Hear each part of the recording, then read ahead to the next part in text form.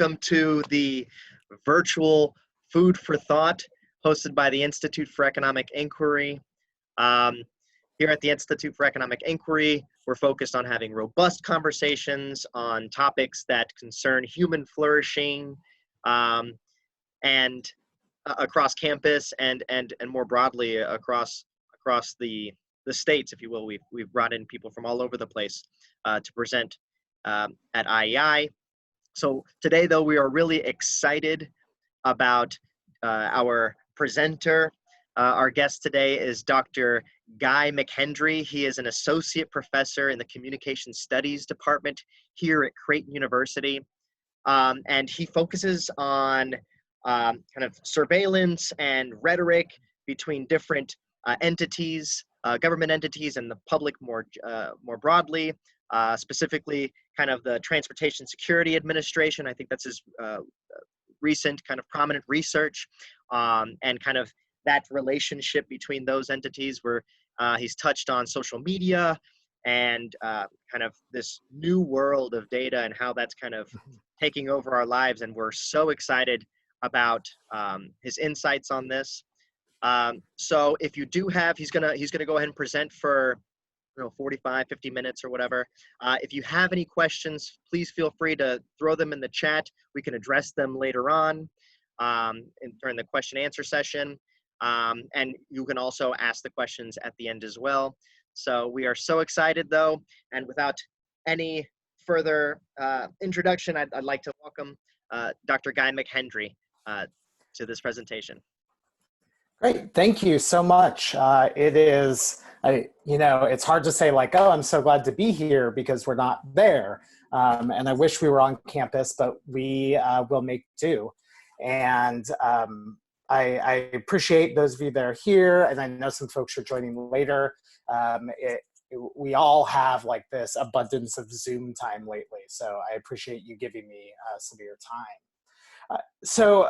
Yeah, I work on and research issues related to surveillance and society.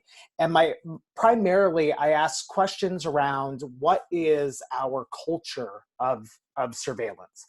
What are the ways that we find surveillance acceptable or unacceptable? What helps trigger that kind of panic for us, where we are nervous or anxious about surveillance, and what are the places where we're just like, oh yeah, that's fine. So what I wanted to do today is talk some about issues related to surveillance, and I'm just going to start. I have some slides that we'll work through as well, just to give you a sense of what's happening. So let's try that. All right, so hopefully y'all can see slides. Good, yes? Okay. So when I originally proposed this talk, it was actually early last fall, I believe. I was on parental leave. And so I was kind of trying to put some thoughts together.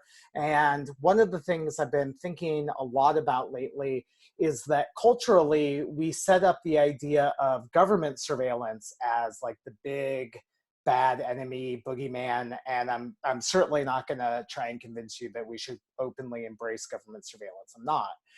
But what the cost or risk around that is that sometimes it means that we ignore or don't acknowledge some of the harms of corporate surveillance, and that this like line between what the government does and what private companies do around surveillance is actually pretty murky, because they're all kind of interlaced and connected. And I'm still going to talk about that some, but we have had kind of some massive shifts in world global events. And so I want to also use some of my time today to talk, kind of give you all a breaking version of where surveillance technology, and world events are coming together around COVID-19. Because the emergency and emergent circumstances of the pandemic mirrors a lot of ways in which, say, 9/11, for example, kind of vastly increased the size of our surveillance state. And we are already seeing over and over surveillance technologies being pitched as one of the solutions. So I want to kind of place conversations around surveillance and coronavirus together and have us think a little bit and talk a little bit about what are some of the potential benefits that these techniques and technologies could have, and then also what are some of the potential drawbacks or problems that could come from moving too fast and trusting surveillance techniques too broadly. So kind of my goal is I just want to talk a little bit about what surveillance is, why someone would study it, what some of the key concerns are in surveillance studies that are applicable across case studies. So whether we're talking about workplace surveillance and monitoring employees, or inmate surveillance, or coronavirus and COVID-19, just what are some of the things we should be aware of and pay attention to? Third, I'll talk a little bit about the ways that government and private interests, corporate interests, interface with one another and support and rely on one another, and how as individuals we might want to be cautious of too quickly opening or having this open embrace. And then last, I'll talk about COVID-19 and some of the emerging surveillance trends. So to start, I just want to kind of get out a kind of clear idea of what surveillance is. And so surveillance at its most basic part is about, the origins of the world, oversight, supervision, watch. So surveillance is always connected to practices of looking, collecting information, collecting data. As Kelly Gates says, surveillance literally means watching over.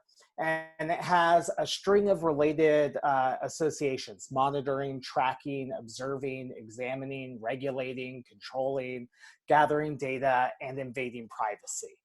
And when I talk about surveillance, especially in my critical issues class on surveillance culture, I always remind people that surveillance has kind of two key components. One is the monitoring or collecting of data, but the other is that you are trying to use that information to influence someone's behavior, to change the way that they act or behave or practice.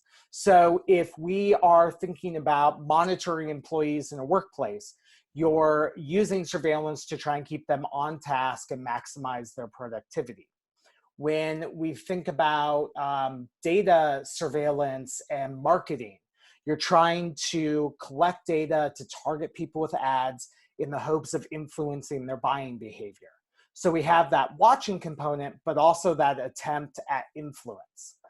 Now, you don't have to successfully influence them for it to count, but that's your goal when you're collecting this information and this data. Now, one of the reasons why, so surveillance isn't new historically. The earliest forms of surveillance that we think of actually come from in ancient Egypt and Israel, acts of taking the census and tracking taxes owed. So surveillance is not only a historical thing, but it's also baked into the very nature of society itself. If you are going to have any kind of social contract that requires accountability, you're going to be monitoring a population, collecting data, and trying to see how people are acting or behaving. However, surveillance has certainly changed since ancient Egypt. And so with the kind of implementation of computers, electronics, advanced data calculation, surveillance today is obviously very different. It moves at a different speed, at a different pace, and has an extraordinarily broad set of powers that we're not used to. And so one of my concerns around issues of surveillance in society is that it has become this kind of default go-to whenever we face a complex or sticky social problem. And so one of the things that I'm increasingly reading and writing about, I'm on sabbatical in the fall, where I'll be working on a book-length project on surveillance and data, is that surveillance is a solution perpetually looking for a problem. And what I mean by that is that we do not often start with a problem and then develop surveillance techniques to address it. We have pre-existing abilities to watch people, to gather data. It can be through facial recognition or online data collection. And what we do is say, oh, well, we have these tools. We can just apply them to this new situation. And so what that means is that too often we turn to surveillance to try and solve a problem. And then once that emergency ends, we don't actually do the work of looking backwards and asking, like, are we actually safer? Or did surveillance really help aid in solving this problem? And so like an example, a more recent example of this that I think about a lot is in attempts to respond to mass shootings in schools, we're seeing increasing amounts of surveillance technology placed into schools and being used to do all kinds of things, right? Advanced video systems are helping see who started fights and discipline students, or see if an employee is doing something inappropriate. But none of these systems actually function to prevent school shootings. And so it's not that they're useless or bad, it's that we often roll them out and then to solve a problem, and then we just accept that, well, they're here now, this is what we have, and we don't look back at their efficacy. Another example of this is that body-worn cameras on police officers, you know, were predicted and expected to be this like panacea that was going to fix the problem of police-community relations, because there'll be this obvious video of what happened, and early pilot studies promised to reduce resistance of citizens, and then also reduce incidences of police brutality. And the follow-up research hasn't indicated that that's been successful in the long term. Mainly things have kind of stayed where they're at, but now body cameras are on most major police forces around the country. And because of this exigence of trying to solve this issue of violence between the police and the community, we implemented it without asking some hard questions like, should those videos be subject to open records requests? And does the public have a right to see that footage? Does that change when it's an officer wearing the camera out in public versus entering someone's private home? And where does someone's right to privacy begin and end when an officer, you know, of the state is present in their private space?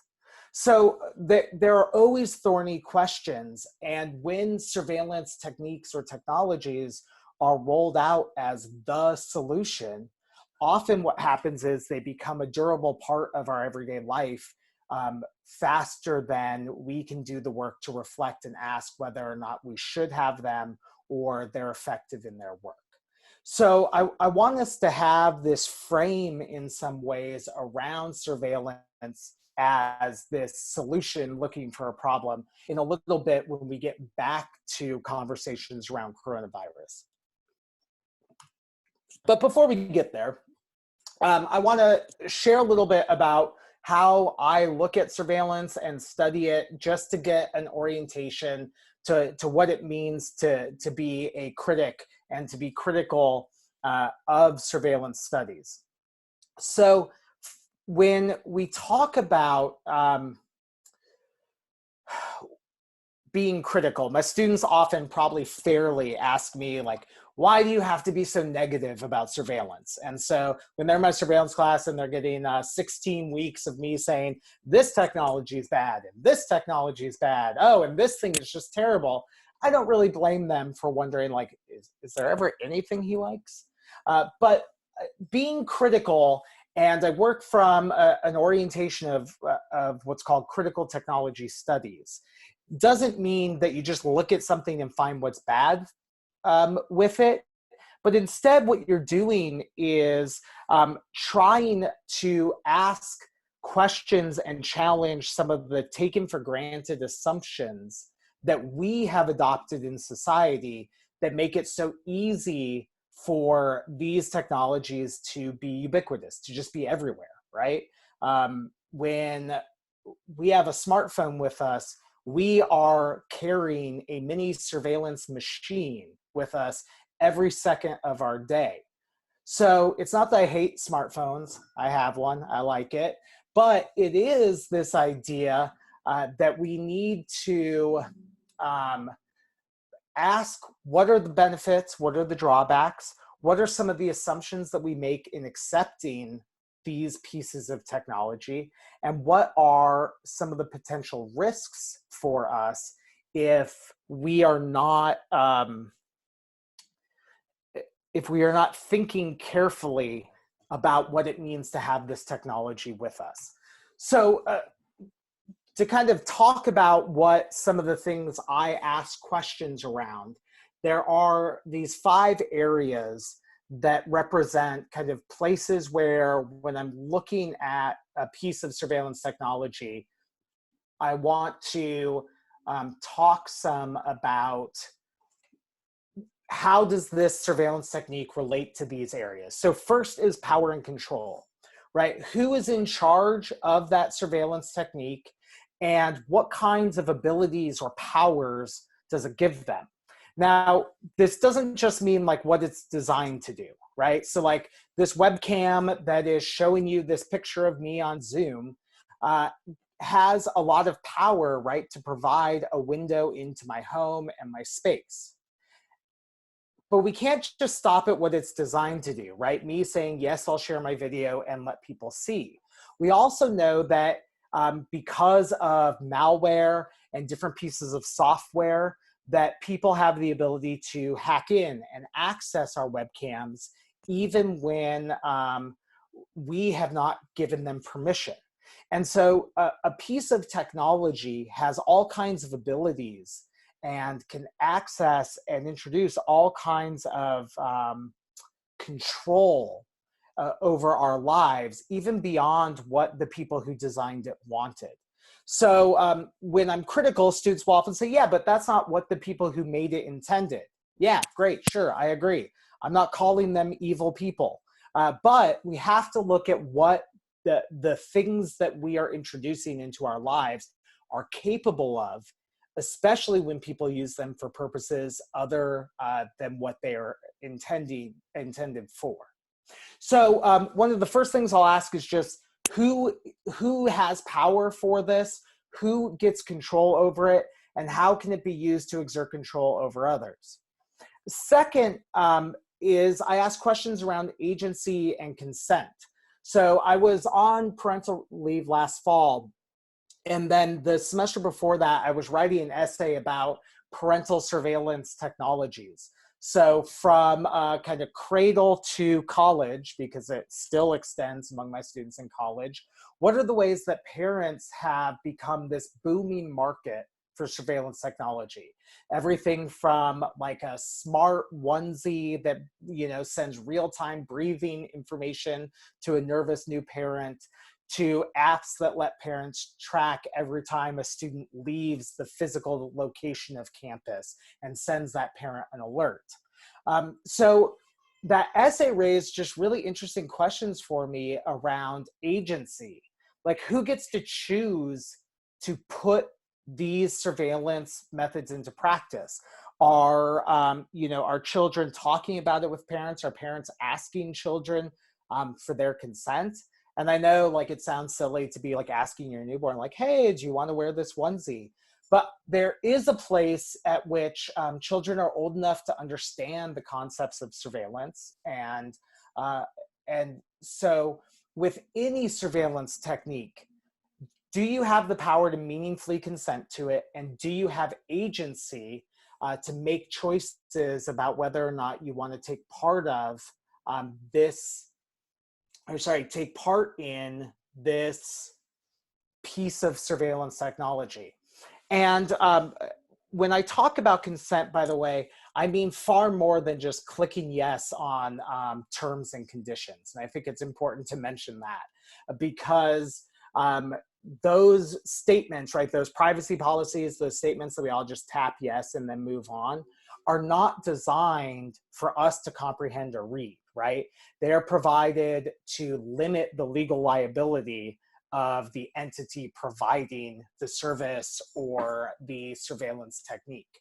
So instead, it's what are the ways we can learn about the extent to which a surveillance technology can infringe upon our privacy, what are the benefits and what are the drawbacks, and then make an informed choice.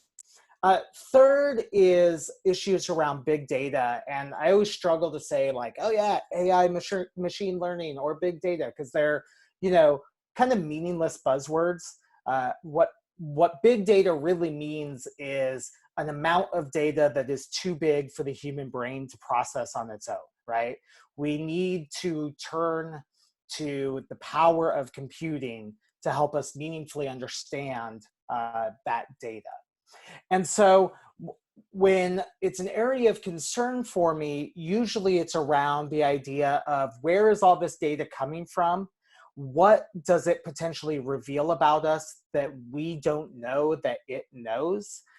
So for example, your your consumer data, right? The things you buy and shop that all get reported to your like Experian and credit score companies can paint a really accurate view of the kind of person you are, about your spending habits, your vices, your virtues.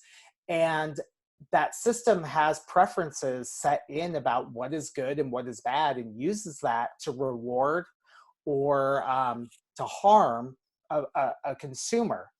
And we don't know that algorithm, right? We don't know the magic strings to pull to, take a huge positive leap in improving our credit score. We know some things we can do, but we don't have access to all the data or the algorithm. So there are issues around big data in that the individual consumer or the user does not have the capability of understanding just how vast the data is and how it's being processed and used. And so, you can already see links back to issues of agency and power there. Second to last is transparency. And that is just, when is our data shared? What happens to it? What is actually being collected? Most people don't even know that they can go to a website and in the background are 40 different ad trackers that's pulling their data and kind of processing what they're doing. So when we engage in surveillance, how transparent or non-transparent are we being? Do we tell people that they're under surveillance, or do we let it kind of just simmer in the background? And then last but not least, at least in the US, I should say in the US, it probably operates as last and least, but it's the notion of regulation and whether or not there is any role either from industry groups to self-regulate themselves or for the government to step in and engage in regulation of one form or another around surveillance. So different countries have taken different approaches. Different states have actually taken different approaches. In general, the US operates in a pretty lax regulatory environment, especially around the internet. And the thing here is also, keeping with that mantra of being critical, not to lapse or just assume at the end of the day, regulation is always the go-to solution.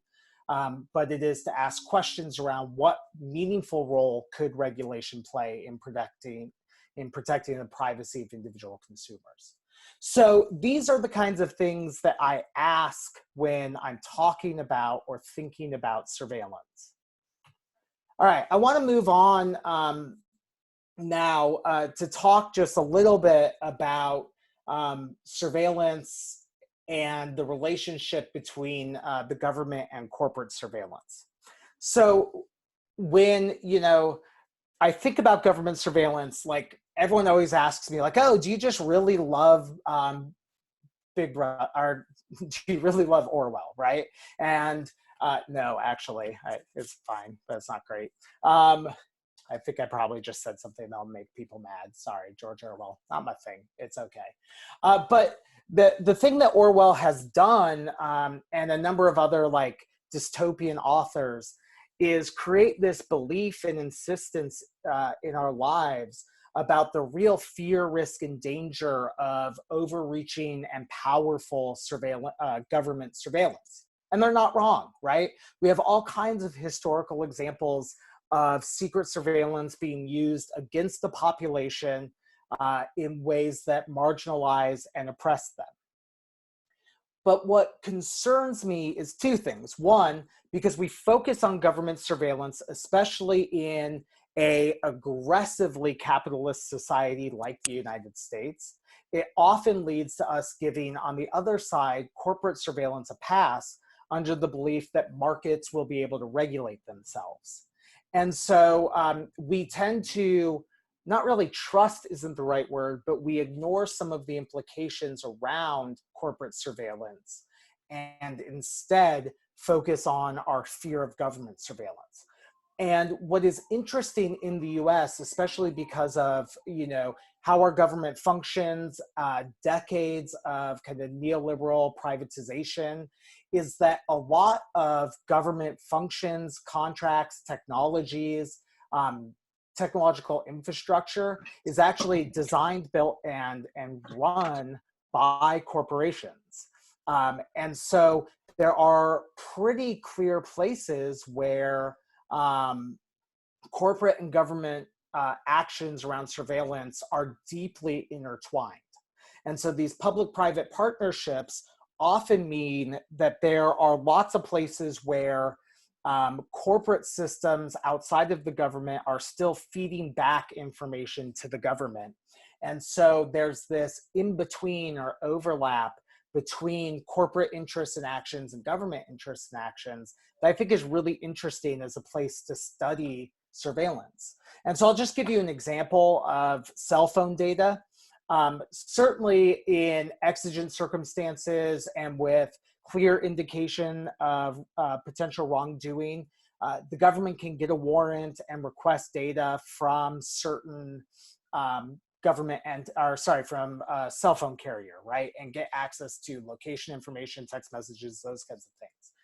But because our smartphones are so constant in giving off data, there are actually now instances of law enforcement turning to commercially available advertising tools as a way to access our individual data to try and connect information investigations, see if people were in the area or if there's information that could be helpful. And in those instances, because carriers are selling that data for marketing purposes, then the government is able to access that outside of the traditional boundaries of a warrant. And so we're back stuck in that middle where, yeah, it's tied to government surveillance, but it's also private surveillance.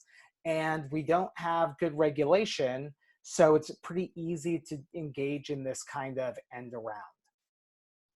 So I am thinking a lot about the places where we as a society want to, need to, and should rethink about what is permissible or impermissible in terms of the surveillance powers of private companies, because in doing so, we then by proxy are able to limit the surveillance powers of the government.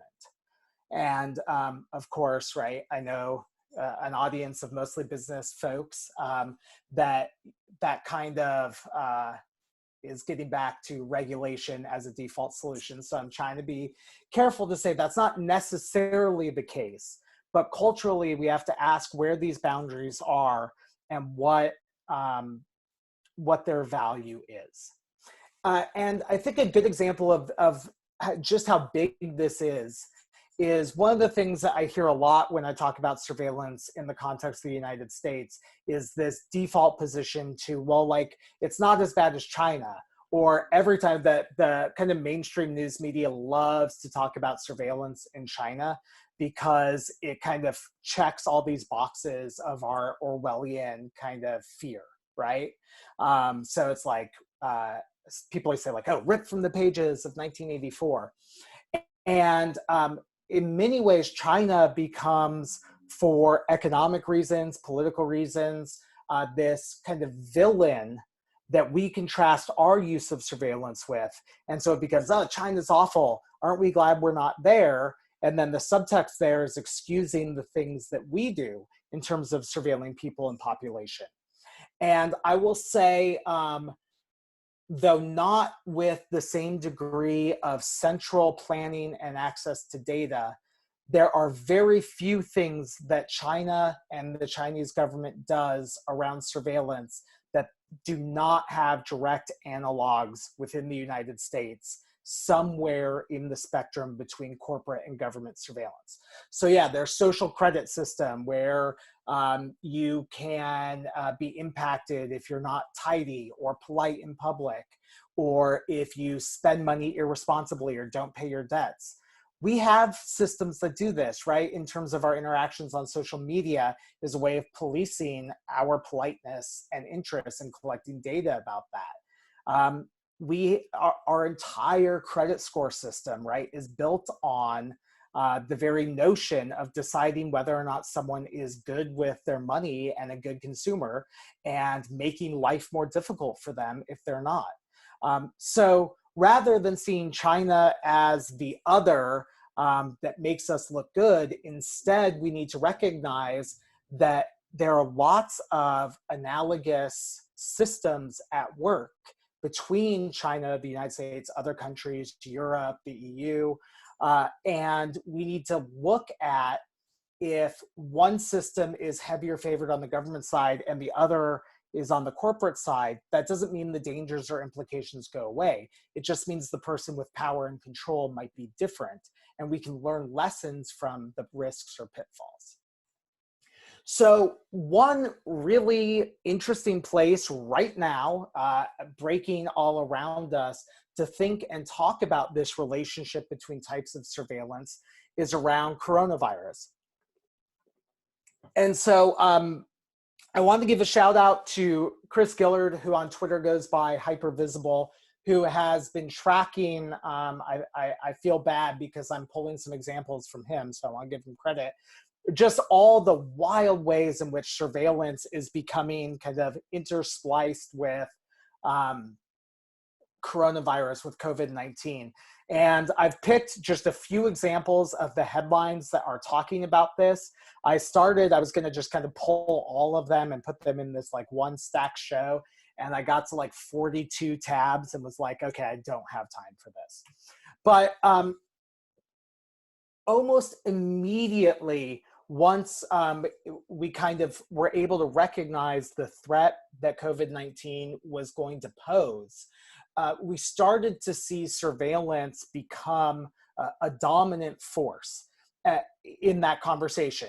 And the reasons for this are not kind of surprising at all, right? Being able to track people, see who has the illness, doing things like contact tracing, which is really working to see who has been exposed. All of that, requires some degree of surveillance. So that we're talking about this is not a surprise, but the kind of extent and breadth of our just headstrong jump into, all right, coronavirus is scary, people are dying, bring on the surveillance state, is kind of shocking to me. And I was even reading an article the other day of someone who used to consider themselves a kind of privacy absolutist. They were opposed to almost any form of expansive surveillance. And they wrote an op-ed saying, yep, I was wrong. No, we should use it for this. And so it is wild to me, really, that this has had a sense of urgency in the United States kind of since mid to late February. And it has forced such a rapid reevaluation of our thinking around surveillance.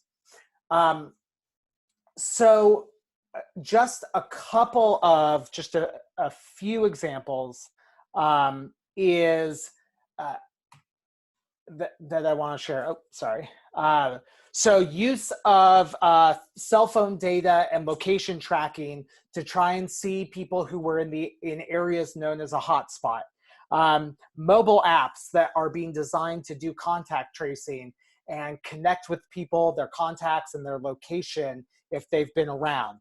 And that's different than cell phone data. So cell phone data is stuff that your carrier has and sells stuff that is already pre-existing. I'll show an example of that in just a bit. Versus mobile apps is something like you download and access. Using Facebook data to track who is actually engaging in responsible social distancing or not. Student tracking in online courses, right? At semester break, we all went home and we didn't come back and everyone was taking classes online. Zoom is making headlines for their privacy lapses. And I was interviewed for the Washington Post a week or two ago, a couple weeks ago, about test proctoring systems that demand a real-time camera feed into a student's life and into their room to watch them taking tests. So the push for us in terms of online classes has increased the surveillance that students are under. And then one of my favorites is trying to track smart thermometer data to locate coronavirus cases. So people that have an Internet of Things connected, a smart thermometer that connects to an app and tracks their temperature, using that to find spikes that could be potential coronavirus cases. These are just a few of what, like, it could be a list of 50 different ways in which this is happening. And so part of the reason why this confluence is so powerful is that surveillance in healthcare is actually pretty common.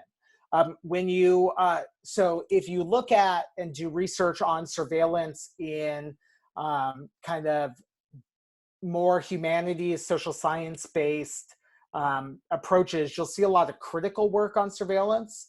When you take those same search strings and move them over to medical journals, medical research, you see it used almost in a way that is either positive or value neutral, because surveillance of health, disease, mortality, contagious or infectious diseases are part of what healthcare is and what especially health departments and providers do.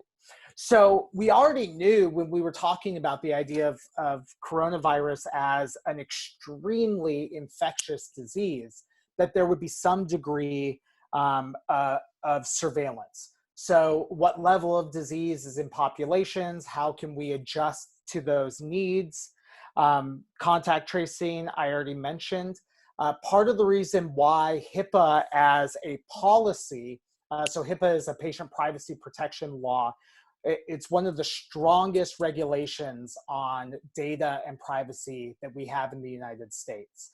Part of the reason it's so strong is because medical data is so sensitive, and the amount of information a practitioner needs to be able to treat you is so vast that it's one of the few places where we've been like, okay, we actually need to have some serious boundaries here. But I will say that it is not, so HIPAA does not always apply outside of a medical setting, and we're going to get into those issues in a bit. And there are also lots of places where there is surveillance of one kind or another being conducted, that because it's not explicitly covered under HIPAA, your medical data could be vulnerable. So for example, your search history on WebMD. I know, like, everyone has this random illness or symptom and they go to WebMD and they type in like coughing, and it's like, you have a cold, you have coronavirus, you have cancer, those are your options, figure it out. So it's not a helpful tool, but you can mine the data that people are searching for and use that to learn a lot about their health history. A lot of these apps and system trackers around coronavirus, because they're not medical, they're not covered under HIPAA, and so we don't quite know everything being done with the data. So surveillance in healthcare is something that is pretty normalized and happens a lot, but because coronavirus is an issue both within medical expertise as a technical issue and a public deliberation issue, it blurs the lines, boundaries, and safeguards that would normally exist around HIPAA or in terms of surveillance in general. So we see some leakage there. So I want to give just 3 case studies in the little bit of time I have left that gets at some of the concerns I'm having. So cell phone data, platforms, websites, and apps, oh my, and then online education, since that's something we're all doing. So I'll start with cell phone data. So one of the first things that both the government and companies started looking to as a way of tracking the spread of coronavirus was to track people's movements via cell phone. And so this great article from a blog called Lawfare by Susan Landau talks about, like, is this an effective measure? So we know that understanding the spread and contagion of coronavirus most likely requires location data precise enough to tell if people are within 6 feet of a potential case. And the issue with that 6 feet is that without people engaging in specialized actions like agreeing to and using hyperlocal Bluetooth beacons or buttons, general cell phone data gathered from triangulation can be as accurate as a matter of kind of a few yards down to a few miles, depending on the density of the cell networks in the area. Wi-Fi can track location, but mostly because it can't tell us true proximity to another device or to a router. All it can do is tell us that people are in the same building. GPS can be a lot more accurate, down to a few feet even, but it is notoriously inaccurate in dense buildings. And so we can't totally rely on that either. And so, I get anxious when we are talking about using cell phone data and turning massive troves of data over to a company or to the government to help determine people who have been exposed, when the quality of the data itself actually isn't good enough to tell us anything meaningful. And I want to show you a quick example of this Tectonics platform, which is a marketing kind of targeting company, the way that they're using their access to cell phone data to show how they might be helpful with coronavirus. And I'm skeptical, but that's okay.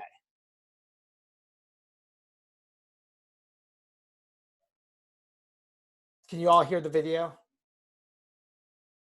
No? Okay. Well, I'm not sure why it's not playing, but I'll just a little bit as it rolls, I'll talk about what they were doing. So they grabbed all this marketing data that they get from cell providers and decided to look at beaches in Fort Lauderdale, and specifically to look at individual people who were on the beach at that time. So they picked a specific set of dates corresponding with spring break, and they flagged this supposedly anonymous data. I'll talk about anonymization if there's time. And so they're kind of circling in on these people that were there. And what they do is then fast forward, gonna skip ahead a little, to show over time where all those people disperse back. So these are just the people on the beach that week of spring break, where they went after. Now, this is a good visualization to show where people went after spring break. It is a good visualization maybe of showing the kind of danger of large gatherings where people travel across the country, but it doesn't help us at all in terms of contact tracing because we don't know who was exposed or why. So I think we're turning to cell phone data and cell phone tracking prematurely, and it's not that helpful. And so it is risky to normalize even further intrusion and sharing of this data because it's not going to help us improve. So then second is the move to platforms, websites, apps. And a lot of what's going on with this is that so Google and Apple are teaming up on a platform that could be used for contact tracing. So you can, if you have a positive case of coronavirus, give them permission. They can backtrace your location and connect that with other users to identify people who may have been put at risk. But we have like a lot of questions about this. So for example, one of the first efforts by Google was touted by the president as a website to help screen people for symptoms and direct them to testing. But you had to log in with your Google credentials. And so all of a sudden, rather than just filling out a form and seeing if potentially you're in trouble, you're linking the fact that you might have these symptoms, this medical information, to your Google profile, and that data is being connected. So with these platforms or websites, because so much of our personal information lives on our machines, we don't know when and how, if there are rigorous safeguards being set up to protect our own privacy as we share health information and data. We also don't have a clear idea of how the information will be used beyond just something like contact tracing, whether or not it'll be deleted ever, how long will it be kept. The state of Nebraska now has its own platform for seeing if people have symptoms and registering for testing so that we can do this slow rollout eventually to test. The goal is to test almost every Nebraskan as a way that will kind of control the spread. And in their little privacy statement, I love it. They say, you know, we are a state that doesn't love government intrusion, which is like a good mantra. And they say, oh, so we'll only keep this data as long as we're under this emergency. And the problem is these kinds of things stick in duration, right? So the emergency post 9/11 measures we took in airport security are still with us, right? We still operate as if we're under that state of emergency. So those kind of vague, nebulous claims concern me. So when we're rolling out platforms or websites or apps to help intervene, we should be careful about how much personal information is shared and be clear about what happens to that data, how long is it kept, and what is it used for.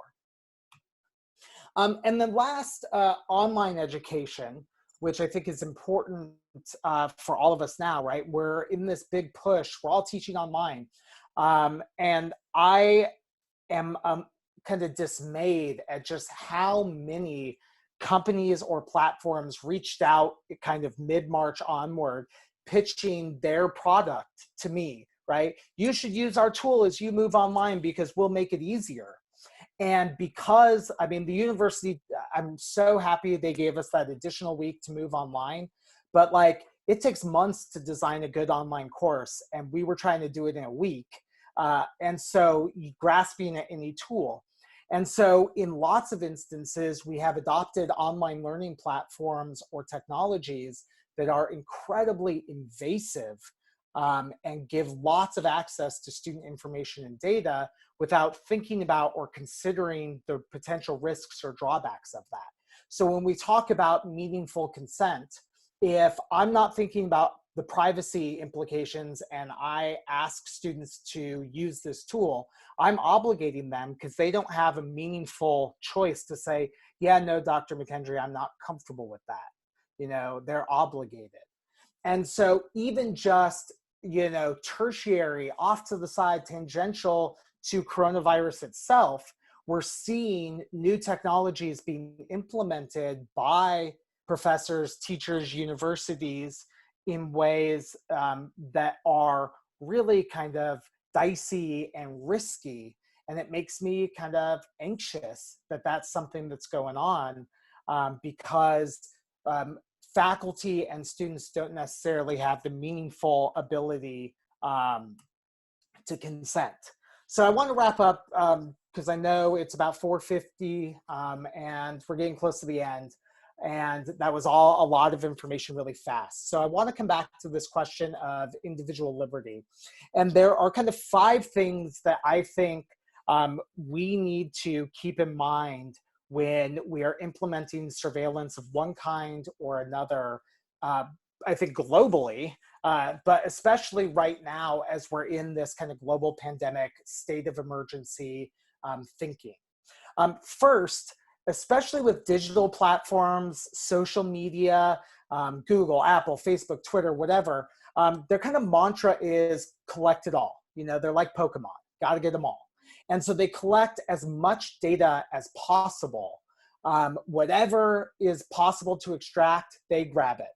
And so when we're designing systems to respond to coronavirus, we need to actually work against that default position and only collect the minimum amount of information absolutely necessary for the specific purpose of the surveillance technique we're doing. So if we're talking about contact tracing through an app, you don't need to sign in with your Google platform. You don't need to give them access to your browsing history or browsing data, even if by default it might ask for that. Second, we should avoid at all costs single sign-on. So whenever a kind of website or service says, oh yeah, sign in with Google, it's easier. And we're like, yes, thank you. I don't have to come up with another password and verify my account. I could just click, okay, let's do that. The problem with that is that often we don't know the full extent of the handshake between Google and that service. And so we don't know what data is being sent back and forth. And so with regard to systems around coronavirus, there's a real risk of lots of our Google data being shared or this health information being kind of ported into Google and then making its way into its ad targeting and tracking platform. Third, we need clear boundaries of how long the data is held and who is in charge of containing it and securing it. So when is it going to end? When is it going to expire? Do we have the ability to request that our data gets deleted? So we need transparency around that. Fourth, we need to not connect data across platforms. So not create this kind of single omniscient tool that links to everyone's Google, Apple, Facebook, whatever, and puts so much of their data in one place that it becomes irresistible for bad actors who might want to hack or access that information. And then last but not least, we need to audit or regulate or demand transparency about who's in charge of the data, what it's being used for, and whether or not promises around deletion, anonymization, and privacy protection is being followed. It is probably not possible to make every one of these platforms HIPAA compliant in the timeline that people want to roll these out, but that doesn't mean that we should then give up on the idea or promise of some privacy protection. So those 5 elements, I think, will do a good job of helping maintain some degree of liberty and limitation if we find that some degree of surveillance will actually be helpful in responding.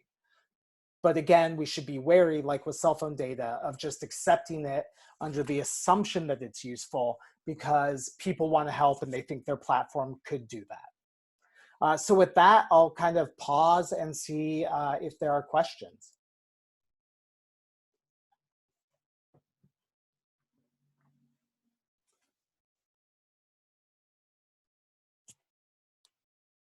Sorry, getting the chat up.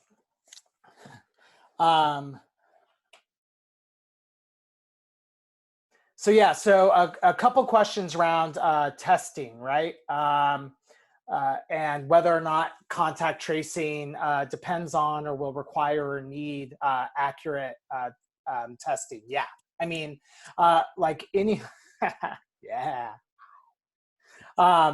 Anything will require or demand, like accurate data input. So any kind of surveillance system like ad targeting stuff, some of the reasons why they misfire sometimes hilariously is because the input is bad. The data itself isn't great. And so if we don't know that someone is positive until potentially a week or 2 weeks after they contracted it and were out in public, and they can't access testing, then it's not going to be a viable approach. So as kind of on the side of healthcare surveillance itself, accurate data collection and testing is 100% a requirement. So thank you for that talk, Guy.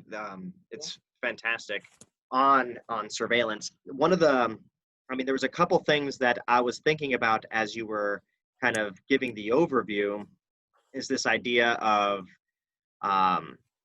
well, there's a couple separate ones that maybe you can address them. Yeah. So there's like this idea of the ratchet effect. So in crises, we have this tendency of kind of accepting all sorts of limiting things that limit our liberty, for the case of the public good. And this kind of ties to kind of this rational ignorance. Like, we are so uninformed. I mean, that we're overwhelmed with kind of the information, and like all of the final points that you said regarding COVID-19 and what we should be wary about. Like, I have to stop everything that I'm doing, right? Like, I can't do anything anymore because I sign in with Google. I want everything to be very easy. And it's simply because, to me, my perceived costs, those the costs of being wary about all of that stuff outweigh the relative benefits, at least right now. So how do we go about actually doing this? And like, one final thing is, when it comes to regulations, there's trade-offs, right? So a regulation is a cost imposed on activity. So who determines the relative costs and the relative benefits of these regulatory things? So, do you want my cynical answer? No. So I'll start with this like idea. So like this ratcheting effect, and I don't think I mentioned it, but there's this term we talk about called function creep, where a system designed for one thing gets repurposed for another. And so like drug testing in the workplace is a great example of this. The companies that developed them primarily did it for the military, to around like making sure soldiers weren't abusing illegal substances, weren't doing drugs. But once you kind of sell X number of tests annually to the military, how do you grow your company? And so kind of as we kind of went through the height of the war on drugs, we began pitching that form of surveillance as a way to reduce risks in the workplace, even though it's actually not that great of a preventative, especially for the invasion of privacy. So one of the things that we can watch out for on the whole is, just because you can do something doesn't mean you should. And there's that difference. And I'm not, a company is going to market and sell its product. That's what it's going to do. But when we look at the mass adoption of like Amazon's Ring platform, they are selling this as this like cure-all for neighborhood crime, primarily among affluent populations in areas with low crime already, and using these like really strict fear appeals. And you don't have to have a Ring camera. Like, you've gotten by without one. And so I think your question of like, how do we do this, is, as consumers, we have to have some obligation to be informed and to engage with the systems we're putting in our home. It doesn't mean we don't do anything. It doesn't mean we just become paralyzed out of fear, but we have to ask questions about like, what does it mean that I am putting an internet connected camera in every room of my house?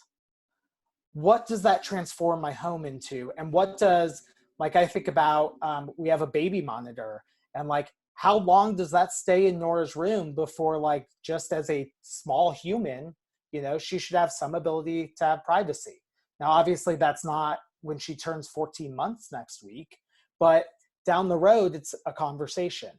So I think the thing we have to do is not accept at face value the argument that this system is going to magically improve our lives or be the thing that solves it. And so we have to, I think, practice a degree of skepticism or doubt as a default position. Not be negative, not be angry, but ask some questions.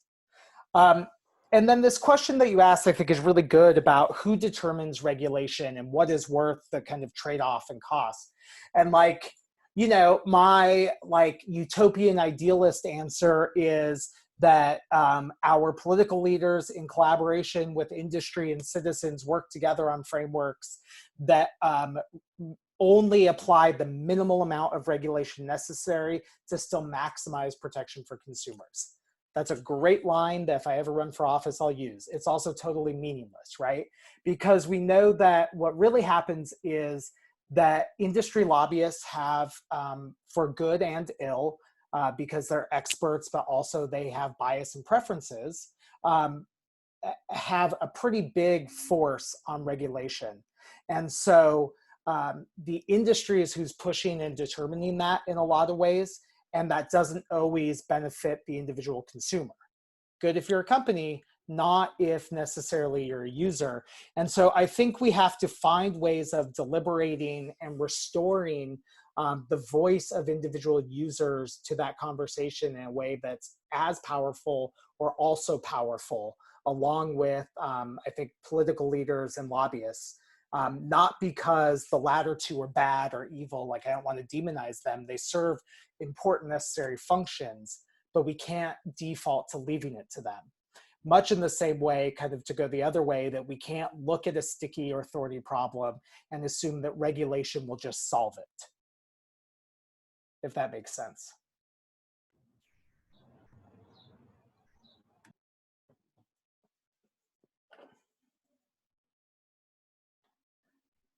Cool. Any other questions at all? Looks like there's one on chat. People in general need to stop abdicating their responsibilities to pieces of software. Yeah, I mean, we do, I think, sometimes not thoughtfully agree or use systems that make our lives easier without thinking through the implications. But there is one thing that I will say. So I said earlier, I was riffing, like, no one reads the terms, they don't read the privacy policy, they just click accept, accept. Those are, like, when you start exploiting those messages, they're written for a legal setting by legal experts to be adjudicated by the legal system. So they are not written for us. And in my surveillance class, I have students, I give them one of these statements and ask them to rewrite it, but to do so in a way that is friendly to the user, right? That would help them understand. And so I think if companies committed to be more straightforward, transparent, and consumer friendly in those policies, that it would help people make better informed decisions about whether or not they want to use that. Now, there are, of course, some problems with that. No one wants to write a privacy policy that might convince someone not to use their product. And if they're using language that is more kind of general rather than aimed at specialists, it could open them up to legal liability. So there's a tension there.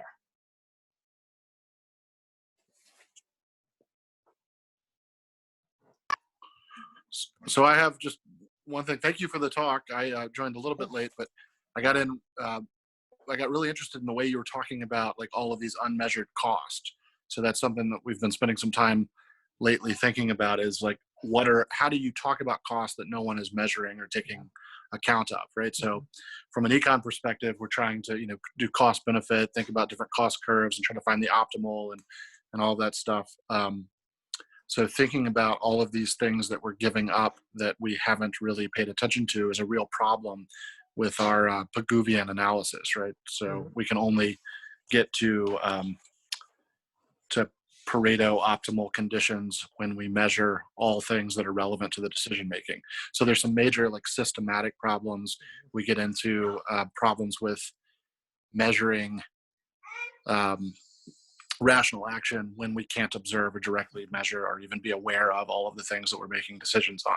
So it's just really fascinating. And this is the way you're talking about it provides some really cool ideas for future projects and other things. And then the other thing about what I liked about the overlap, the Venn diagram of government and business, is that, well, like, I've always thought of government as a type of corporation, right? Okay. Of course, it has very particular rights to do things, but of course we model them the same. And then I think what comes out of this is the real problem is things like exit, voice, and loyalty, which, to use a Hirschman reference. So when we don't have any options, right? So we are just as limited by a geographic monopoly government as we are by a network like Google. Yep. Right. So like there's a whole group of things here thinking about how do we measure monopoly power. Obviously, we give certain monopoly power to government because we want them to have the monopoly on certain things like force, yep. In particular areas. But we've made similar trade-offs and agreements in all these different areas. And I do think we should think of those as a type of governance, with the same sort of skepticism that we would have to a hegemonic government, to a hegemonic corporation, because they really look the same from my perspective. Well, and like all of so in some of like the critical theory that animates my work, and we talk about like technologies of governance that are used to control populations, and those theories are indifferent to corporate versus government actor, right? And so, and that's why like I think it's just so interesting that we focus on one and we ignore some of the others. The other thing I was going to say that I just found really interesting in terms of like unmeasured cost is when you ask people what their data is worth versus what it's worth to companies, you get radically different figures. And so even just like, one of the things that if an employee doesn't know their value to the company, and so they don't ask for increases in compensation, that benefits the company. Right? If consumers don't know the value of their data, so they never demand better compensation for it, that benefits the platform. And, I have mixed feelings about surveillance capitalism as a book, but talking about the ways that over the last decade, we have framed data as like exhaust or excess rather than labor of the individual. Has really set off this point where we give companies a lot of free or very cheap access to our personal information. And their surveillance capabilities would look very different if that resource was more expensive. And I know we're a little over time, but I just want to ask one last question, Sure. kind of in regard kind of to that point. Are there companies that are kind of capitalizing on this demand for privacy? And given there's this capitalism of surveillance, there's got to be the other side that's like trying to, maximize profits on protecting consumers. Is there any kind of development on that? Your thoughts on that? Yeah. So, all over the place. So things like identity theft protection, right, is essentially insurance against an overreach of surveillance and intrusion into your life. The entire kind of password manager as a service or industry comes about because people know that they should use different passwords, that they need stronger passwords, but personally themselves, they're too lazy. And I don't mean that in a bad way. It's really hard to remember 45 secure passwords. And so that has come up. And then there are kind of in specialized circles, companies that are developing ways to kind of scrub or flood data to make like tracking in your browser less accurate. So it's a little widget that runs in the background while you're on the internet, and it sends off like an overwhelming amount of totally random data that's meaningless. And so trying to just put a ton of noise in with the rest of your information to try and keep that tracking from happening. And, some platforms are better at using this data than others. And so they require, I think, more or less creative intervention. But yeah, this is, I think, an emerging market because people, we're to the point now where you feel the threat to privacy, but we are very far down the road and don't feel empowered to try and go back. So. Cool. Thank you. Well, I guess we will go ahead and wrap things up if that's all right. Thank you so much for joining us. Thank you, Dr. McHendry, for your fascinating talk.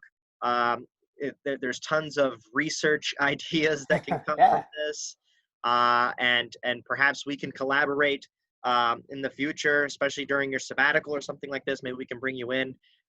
Sure. For a colloquia of some sorts on surveillance. We were always looking for interesting projects like this. So thank you very, very much. Thank you all. And we hope you stay healthy and have a fantastic rest of the day. Okay. Thanks y'all for your time. I appreciate it. Thanks. Bye-bye. Bye.